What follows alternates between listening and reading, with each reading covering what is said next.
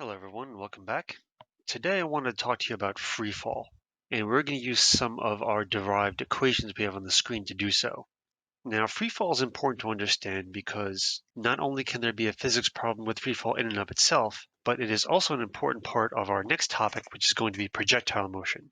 So to start out, an object is in freefall if the only force on the object is the gravitational force from the Earth. So to help talk about this, let's take a look at a few objects.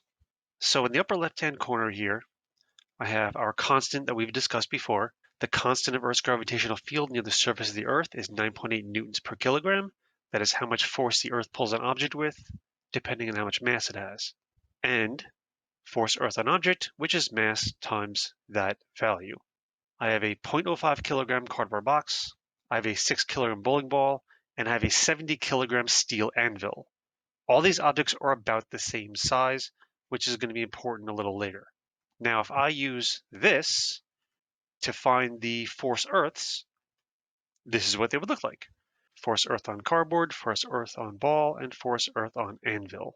All right, so we're going to take this and I'm going to put up Newton's second law right over here, which is something else we've been working with a lot recently. And a reminder that a Newton is actually this unit, just shorthanded. So whenever you write a Newton, you're actually writing kilograms times meter over second squared. Now, if I take acceleration as net force over mass, and I assume the only force on this object is force Earth, then for the cardboard box, 0.49 newtons divided by 0.05 kilograms would give me 9.8. The kilograms would cancel, and I'll be left with meters per second squared. If I took the bowling ball and the only force on it was force Earth, 58.8 newtons divided by 6 kilograms, kilograms cancel again, I would get 9.8 meters per second squared.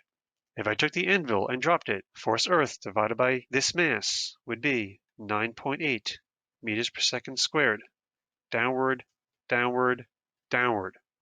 Acceleration is a vector, so direction is important here. Now, while we are here, if the only force exerted on an object is force Earth, then the acceleration of the object will be the same every single time. It will be 9.8 meters per second squared downward. Because, going back to Newton's second law over here, if you double the mass of an object, you will double force Earth on the object. So if force Earth is the only force, then it is the net force. So if I double mass, force Earth doubles. If I triple mass, force Earth triples, etc., etc., etc. Whatever I do to the denominator here will also happen to the numerator, and they will cancel, which is why you will get the same acceleration every single time. While we're here, let me answer another question. If you were to drop a cardboard box, a bowling ball, and a steel anvil from the roof of a building, they would not hit the ground at the same time. And that is because if force Earth is the only force exerted on the object, we are not taking into account air friction. And for well over 95% of a first year physics course, you will not be dealing with air friction at all. But just to show you what's going on, air friction is basically dependent on the surface area of an object. And all these three things have kind of a similar surface area. They may be a little different, but this example is to get the idea across. If I put force friction on each of these from the air, it would look something like this. They would not be that different. For the sake of this example, I'm making them the same to get a point across. Now, I'm going to say force friction is 0.4 newtons for all of them. For the cardboard box, if you notice, 0.4 newtons compared to the 0.49 newtons from force Earth is a big percentage. That would be over 80% of the force removed if I was to find force net here, which would be force Earth minus force friction. For the bowling ball, 0.4 newtons is not much of a percentage here. 0.4 newtons would be less than 1% of this force. So the acceleration of the bowling ball with or without this air friction wouldn't be too much different.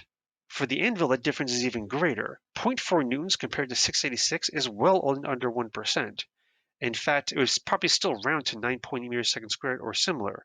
So the same amount of air resistance would make very different changes to the acceleration of these objects. It would greatly affect the cardboard box, but it would not affect the other two as much. So this constant can literally be written with either unit, newtons per kilogram or meters per second squared. because force over mass is acceleration. Just remember, this is assuming the only force on the object is force Earth. Okay, let's do a problem. Here's my problem. You are in this treehouse. You throw a baseball at 6 meters a second upward from a treehouse that is 7 meters off the ground. 1, how high does it go? 2, how much time does it take to hit the ground? For starters, in my picture, I'm going to mark the fact that the treehouse is 7 meters from the ground. My initial point is actually in the treehouse. I'm going to ask my 3 basic questions. 1, what are we tracking? We are tracking the baseball. 2, when does the problem start? The problem starts as soon as I throw the ball upward. 3, when is the problem over? Well, for this first part, the problem is over when the ball gets to its highest point. So I will label that here, final. Now to do my 3 steps. 1, list givens. So let's see. I have velocity initial of positive 6.0 meters per second, positive because I'm throwing it upward. My velocity final, if I throw a ball upward, the velocity decreases until it comes to a stop. When it's at a stop, the ball's at its highest point, which means my VF is 0 meters per second. What else do I know? Well, we're ignoring air resistance, and the only force in the object is force Earth, which means my acceleration is 9.8 meters per second squared downward. And how do we represent downward? Downward is negative because upward is positive and downward is negative here. What am I looking for? How high does it go? I'm looking for displacement, delta D. So step 1, givens, done. Step 2, what relationship am I looking for? Well, here are the equations we have so far. I'm going to use this forced kinematic equation because it has everything I need and it's only missing one variable. Vf squared equals Vf squared plus 2a delta D. Next step, rearrange for what I am looking for. I'm looking for displacement. Delta D equals Vf squared minus Vi squared over 2a. Vf is 0, so I can cancel this out right now. Step 3, plug and play, which leaves me negative. Vi is 6.0 meters per second, and this whole thing is squared over 2 times negative 9.8 meters per second squared. This will give me negative 36 meters squared over second squared over negative 19.6 meters per second squared. These negatives cancel. Both these seconds squared cancel. One of these meters cancel, which means I have one of them left. So I'm going to get an answer in meters, which is what I want. I want the highest point. My answer is going to be positive, which is what I want. So these are little flags that tell you whether or not you're going in the right direction. I would get 1.84 meters. However, that 1.84 meters is from where? It's from the treehouse. If I want this from the ground, what do I need to do? I need to add the 7 meters. So from the ground, the answer would be 8.84 meters above the ground. Okay, let's take a look at our second question. How much time does it take to hit the ground? Now that means some things have changed, which means 1, I need to take a look at my picture again. For starters, my final point is no longer up at the top here. The ball rises in the air, the velocity decreases, come to a stop, then it falls, increases, goes past the treehouse, and hits the ground. My final point is when the ball hits the ground. And if my initial position or final position ever move, I need to relist my givens. Some things may be the same, but some things have changed. And if anything has changed, you need to relist. Vi, however, is still positive 6 meters per second because the problem still starts when the ball is thrown. Velocity final is unknown this time. It's not 0 because we're not stopping at the highest point, slamming into the ground. Acceleration is still negative 9.8 meters per second squared because it's still in free fall. Displacement. Do we know displacement this time? Yes, we do. Initial points at the treehouse, final points at the ground. So my displacement would be 7 meters below the treehouse, or negative 7.0 meters. Time. Time is unknown, is what we're looking for. How much time does it take it to hit the ground? Can we get this in one shot? let's take a look. We have VI, acceleration, and displacement. Looking at my equations here, I can't use the first because we're missing VF and time.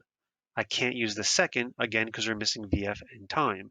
The third is a possibility, but if you remember, I really only recommended using the third equation if one of two things were true. If VI was 0 or acceleration was 0, and that is not the case in this point. If you are really comfortable with the quadratic equation, you can solve for time here. But in 15 years of teaching, I have never met a student who was really comfortable with the quadratic equation. So here's what I'm going to do. I'm not going to go after time right away. I'm going to go after VF. Because looking at the last one again, we have displacement, we have acceleration, and we have VI. I can get VF really easily. And that's actually an important trick in physics. If you can't get what you're looking for, but you know that you can get another variable, just get it. Because these problems are kind of like a puzzle. Every piece of the puzzle you find and put into place makes the puzzle easier. So I'm going to use this fourth kinematic equation again, and I'm going to rearrange it for VF. VF equals VI squared plus 2A delta D. Gives me VI squared would be 36 meters squared over second squared plus 2 negative 9.8 meters per second squared, and delta D is negative 7 meters. Got a little scrunched here.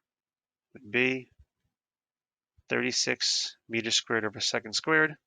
These two negatives cancel, so I get plus 137.2 meters squared over second squared, which would come out to positive or negative 13.2 meters per second. Now, which one is the correct answer, the positive or negative? Well, we know if the apple's hitting the ground, it has to be going downward. So the answer is definitely not positive. It's negative 13.2 meters a second. I'm going to take that and put that in my givens right now. Negative 13.2 meters per second. And the negative is very important because it means the ball is going downward. I'm going to steal this space to finish the problem. So now I want time. Now, since we have all the other givens, getting time is simple. I could use this first kinematic equation, or I can use the second. I'm going to use the second because this is really easy to rearrange. So the original acceleration, VF minus VI over delta t, this rearranged, delta t equals VF minus VI over acceleration gives me negative 13.2 meters per second minus 6.0 meters per second, the VF minus VI, divided by negative 9.8 meters per second squared. Now you can see why the negative here is so important. If we didn't have the velocities negative, the mathematics here would be really messed up. And it is also important that I have a negative for acceleration because it is downward. If you notice, these negatives all cancel at this point. If I forgot to put a negative in front of my acceleration here, I would get a negative time, and that would be a very big red flag because in physics, the positive negative means direction. If you got a negative time, and that would literally mean you went back in time. And fortunately or not, everything in physics at this point tells us that is impossible. So if you ever get a negative time, you need to go back and check your work because something is wrong. If I do this, I get 1.96 seconds, which is the amount of time it took to hit the ground. So long story short, this is just kinematics again. It's the exact same technique we did earlier. The only difference is if it is mentioned the object is in free fall, or the object is thrown up into the air, or anything like that, it is often assumed the object is in free fall, because it is typically assumed that there's no air resistance. And that means your acceleration is this value, 9.8 meters per second squared downward. And using traditional directions, downward is negative. On a typical standardized test, they will not flat out tell you this. They will merely tell you, I dropped this object off a cliff, and you are supposed to know this. This is actually one of the few values in the class that I highly suggest you memorize. Okay, so that is my lesson on freefall. We will be using it again very shortly for projectiles. I will end it here. Have a good day. This is Mr. M signing off.